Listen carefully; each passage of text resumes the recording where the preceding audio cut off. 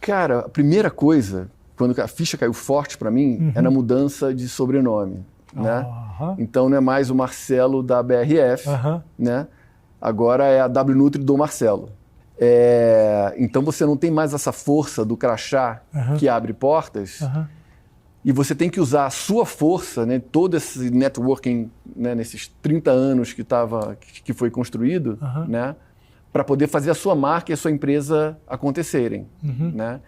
Então, conversei com diversos clientes, desde os grandes contas até as redes regionais, né? Que eu fui bater na porta para me apresentar o meu negócio, apresentar o meu produto, né? E falei, cara, agora as coisas se inverteram e eu preciso da sua ajuda.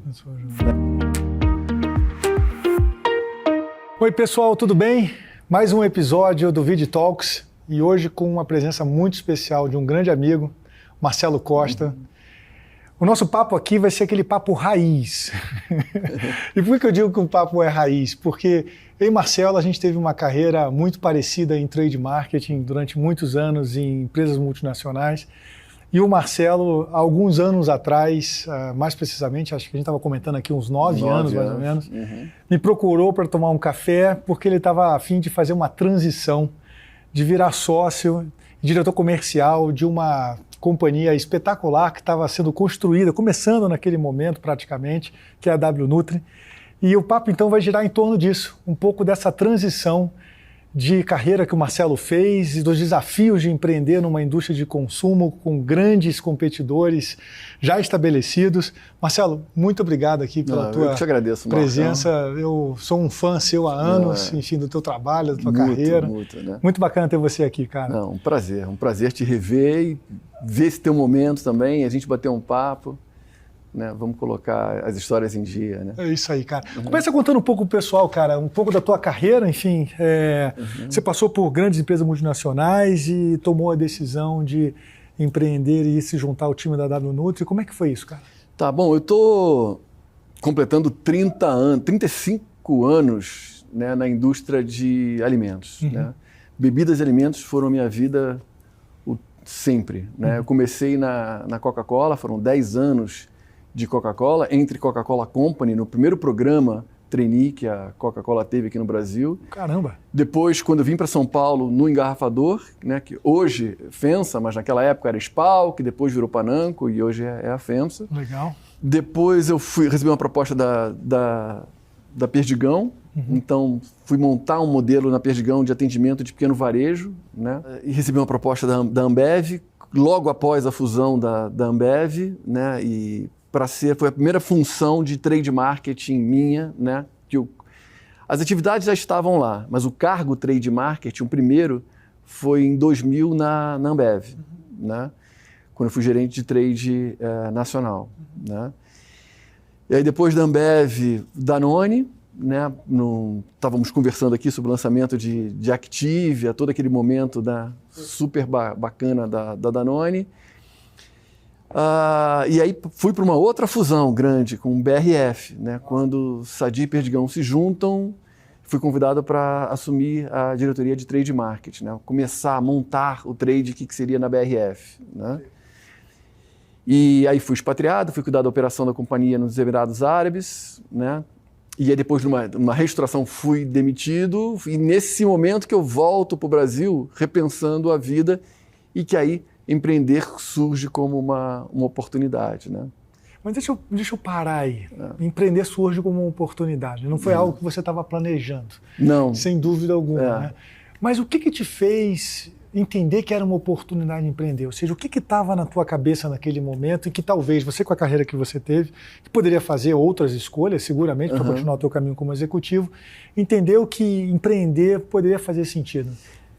Esse momento foi o primeiro momento que eu parei, né? Porque você vê, eu fui narrando essas empresas todas, mas sempre saía numa sexta, começava na segunda, saía numa sexta, começava na segunda, né? E aí foi pela primeira vez eu parei, né, para pensar na minha trajetória, né? Então, estava chegando nos 50 anos, né? Repensando a vida, fui fazer mestrado, né? Porque eu sou de formação engenheiro, tinha um MBA, mas já estava começando a atuar em marketing sem ter uma formação própria. Então, fui fazer um mestrado em comunicação na SPM, né, e comportamento do consumidor. Que, aliás, você dá aula hoje, inclusive. Que hoje dou aula também, já é um outro... A sua terceira carreira. É minha terceira carreira, né? Eu era convidado para participar de processos seletivos, mas já não ia com tanta sede, com faca nos dentes para ganhar a posição, porque esse modelo corporativo estava meio que se esgotando para mim. E dos dois lados, né? Tanto das empresas em relação a um profissional de 50 anos, quanto eu em relação a acreditar e abraçar uma empresa como eu sempre abracei na vida. Bacana. Né? E aí surgiu através de um headhunter, né? Que me chamou para um processo seletivo, me apresentou a empresa, o desafio, né? E era uma grande empresa novamente, e eu falei, cara, não vou participar. Eu agradeço o teu convite, mas não vou. Acho que esse modelo realmente já não me desafia mais. Né? E ele me fez a pergunta, assim, você já pensou em empreender? Aí eu parei para pensar, falei, cara, não, né? Não sei nem por onde começar, cara. Né? E ele pegou meu currículo e falou assim, olha aqui, ó, mas vamos dar uma repassada na sua carreira? Veja como você empreendeu aqui. Né? Quando você estava na Danone, você fez esse lançamento aqui de Activia, na Ambev, olha quanta coisa aconteceu. Cara, você foi desbravar os Emirados Árabes com a BRF e foi pontuando, olha, isso aqui sim, assim, assado. Mas, é verdade, né? Mas com uma estrutura gigante por trás, né? E eu falei assim, olha, mas eu acho que você tinha que dar uma refletida sobre isso, né? E tem um amigo meu que está começando um negócio de bebidas saudáveis, que é o Daniel Pfefferbaum, que hoje é meu sócio. Cara, vai conversar com o Daniel, né? Quem sabe dar uma liga entre vocês. Né? Sem compromisso, vamos bater um papo. Né? E aí, nesse papo com o Daniel, né, que é um camarada que sempre empreendeu na vida, né? Ele teve diversos negócios, né? Mas não vinha do setor de produtos de consumo. Perfeito. Né? E eu com uma experiência grande nessa área, a gente compartilha dos mesmos valores com competências complementares. Né? E aí que surgiu, a gente, num bate-papo, a gente fechou essa parceria. Caralho, né? Só que bacana isso. Né? E isso aí estamos indo para o 9º ano. 9º ano juntos. Né? O 9º ano juntos. Que bacana. Né? O Headhunter é um amigo nosso em comum, é isso? É o nosso, Joseph. ele vai aparecer aqui já, então. Então, é o Joseph Tepper, né, que depois eu descobri que ele era sócio do Daniel. Também naquele início, né, que você está começando o negócio, né, de Family and Friends. Eu sei. Né, ele estava lá como Friends. Ok, né? Então, hoje ele é nosso sócio também. Que bacana, né? cara. E qual foi o primeiro choque de realidade, cara, que você... Bom, entendendo que não necessariamente você buscou essa oportunidade, mas ela aconteceu por uma reflexão que não estava mais fazendo sentido com a minha anterior. Qual foi o primeiro choque de realidade entre se ver construindo um negócio e tendo passado como executivo de sucesso, tendo toda essa estrutura de intraempreendedorismo, por assim dizer, que você teve como oportunidade da tua carreira? Cara, a primeira coisa, quando a ficha caiu forte para mim, é na mudança de sobrenome. Né? Então não é mais o Marcelo da BRF, né? Agora é a WNutri do Marcelo.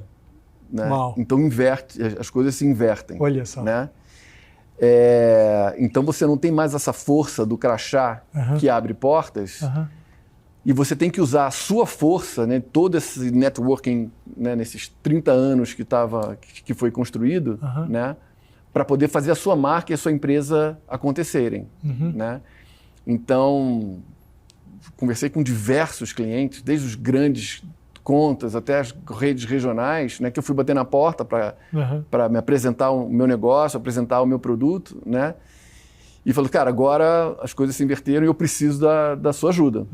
Né? Então, eu já trouxe vários negócios aqui, vários JBPs que fizemos juntos, né? Nessas empresas todas. Agora eu tenho que ter uma oportunidade de colocar o meu produto para dentro. E uma coisa interessante, né, que a gente, quando trabalha em grande empresa, né, sempre ouve dos clientes, né, mas você quer ser dono do mercado, né? Pois eu não posso colocar todas as minhas fichas aqui com a sua empresa. E esse virou agora o meu discurso. Né? Assim, olha, você sempre disse que você não queria depender das grandes empresas. Então agora você tem um player que é pequeno, que é ágil, que desafia o status quo, que desafia as grandes empresas e que precisa entrar nessa gôndola, maravilhoso, né? Para brigar com os grandes, né? E tem dado certo, né? E tem dado certo. A gente encontra com um produto inovador, diferente, né? Numa proposta de saudabilidade. Então a gente consegue encaixar, né? E conquistar o nosso espaço. Boa, daqui a pouco a gente vai falar mais sobre a WNutri e os produtos da Life Mix, mas me conta uma coisa, o que você aprendeu sobre si mesmo, assim, nessa transição de coisas que você não imaginava estar preparado, ou que competências novas você desenvolveu ao fazer essa transição de um executivo tradicional para um executivo empreendedor, ou para um empreendedor executivo? O que você aprendeu sobre si mesmo, assim, passado esses 9 anos? Bom, antes da gente entrar no...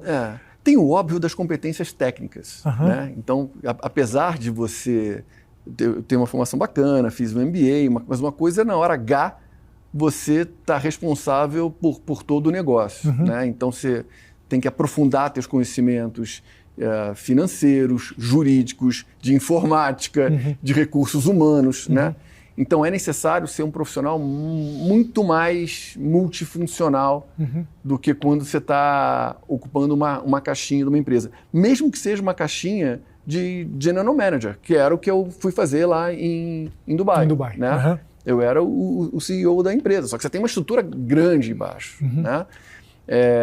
Que evidentemente agora não tem. Então essa parte técnica é um desafio. Mas é um desafio talvez menor do que a parte comportamental, né? De você lidar com toda a agilidade que uma pequena empresa ou uma startup, né, precisa, né, e com os recursos que ela não tem, né? E fazer isso dia após dia, né? Eu me lembro claramente, né, que quando eu cheguei com o Daniel, eu falei assim, como é que está o DRE da empresa? Vamos dizer aqui o PNL dos produtos. Cara, que isso? DRE, que mané é DRE? Né? Cara, aqui é fluxo de caixa, aquela máxima na fluxo de caixa é rei. E de fato é rei. Né? Então, cara, a gente tem que fechar o fluxo de caixa. Né? O DRE é uma coisa que a gente vai olhar mais à frente. PNL a gente vai olhar mais à frente, mas o fluxo de caixa no início, e até hoje, né, é crucial. Né? É o que vai pagar as contas. Né? Então, você transitar, né, do estratégico para o operacional assim. Né?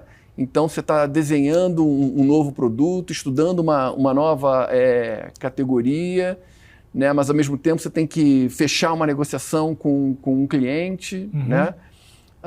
Teve outro, você estava me perguntando sobre momentos em que a ficha caiu. Né? A minha primeira reunião no Pão de Açúcar foi um momento assim... Adoro essas histórias. Não, essa foi clássica. Né?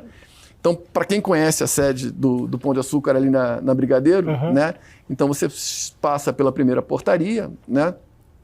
E depois você sobe no elevador e vai lá para as salas de reunião da diretoria. Né? Essa era a minha rotina nas empresas. Né? Minha primeira reunião no Pão de Açúcar, fui com um representante comercial, e aí cheguei e fiz o mesmo movimento. Passei na primeira portaria, fui para a segunda, ele, Marcelo, você vai aonde? Eu falei, não, vamos subir para a reunião, né, para a sala de... Não, a gente vai agora no box. Né? Você vai sentar lá no box, né, para conversar com o comprador, né, que inevitavelmente dá um chá de cadeira. Né?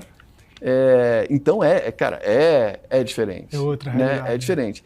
Agora, você tem que saber extrair prazer disso. Né?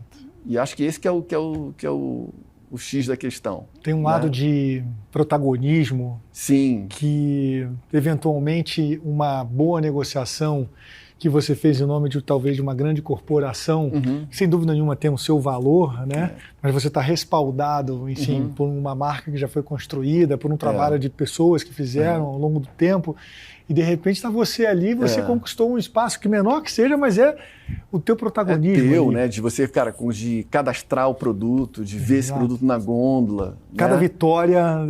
Cada vitória toma uma proporção gigantesca, né? Maravilhoso. E porque cada passo é muito suado, é muito conquistado. Né? É isso aí. Nada vem de graça. Nada vem. Né? Boa, vamos caminhar um pouco mais para o lado da WNutri. Quero que o pessoal conheça mais sobre o negócio da WNutri, enfim, do que vocês estão fazendo lá, qual é a propósito da companhia. Conta um pouco mais sobre isso. Tá. O nosso propósito é desenvolver alimentos que sejam verdadeiramente saudáveis, tá? Que não tenham um teto de vidro. Tá? Então, tudo que a gente fala, ele está suportado por muita pesquisa, por um conselho de médicos e nutrólogos que nos orienta, né, no desenvolvimento de produto. Então, esse que é o nosso propósito. A gente começa com bebidas saudáveis, né? E a gente tem 2 marcas principais. Life Mix é a principal, mais conhecida. É a mais conhecida, a mais forte, de bebidas funcionais, né? E alimento funcional é aquele que comprovadamente, e a palavra comprovadamente é chave. É chave, né? Científico. Científico, né? Te ajuda numa função do teu organismo.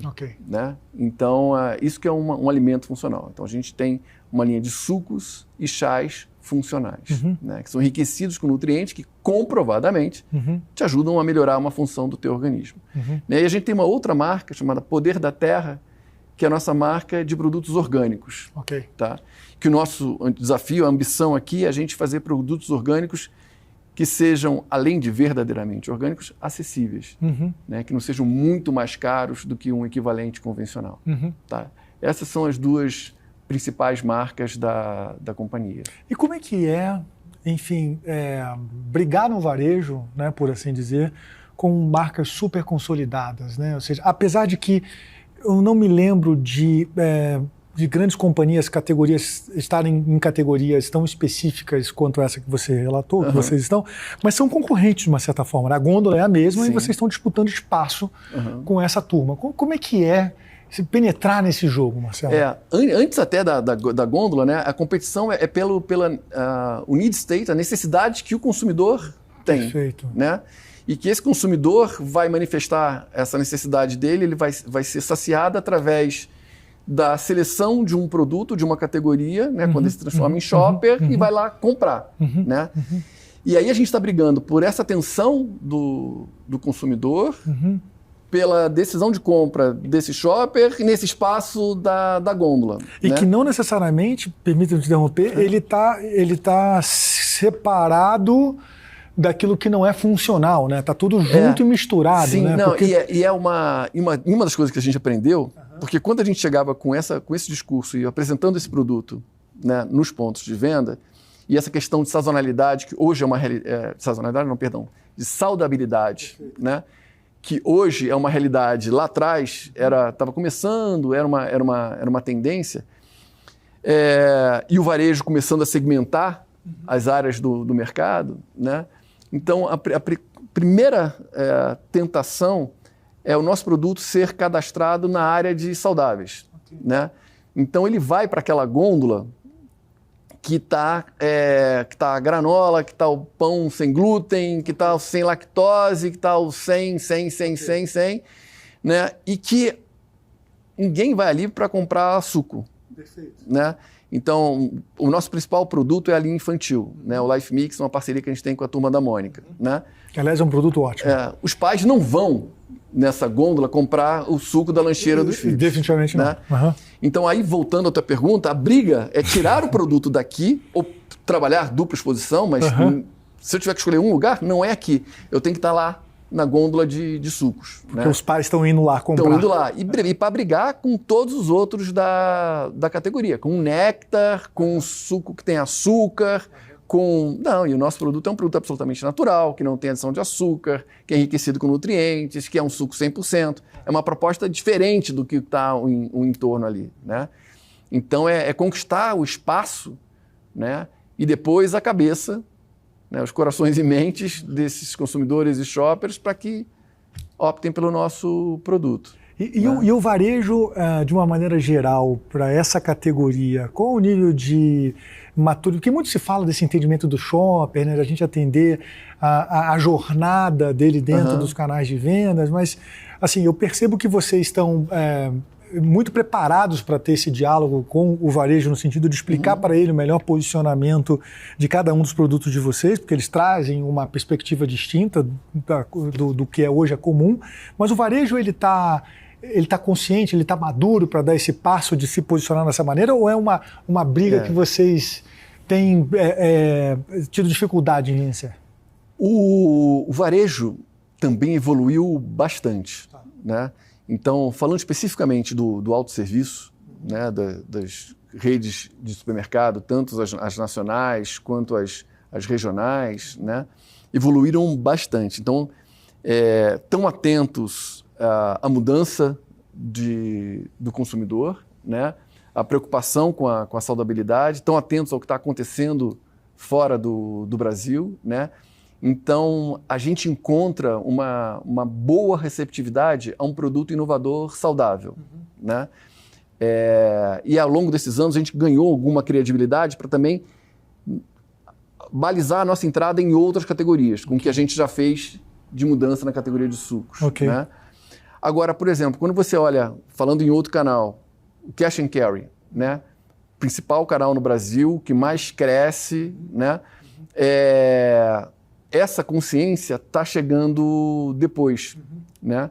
Porque o que eu ouvia quando ia tentar cadastrar, né, nos grandes redes de cash and carry, sejam as nacionais ou as fortes regionais, que, olha, um produto com essa característica de saudabilidade não tem espaço no cash, porque no cash a gente tem um sortimento reduzido e a gente vai trabalhar com a marca líder ou com o primeiro preço.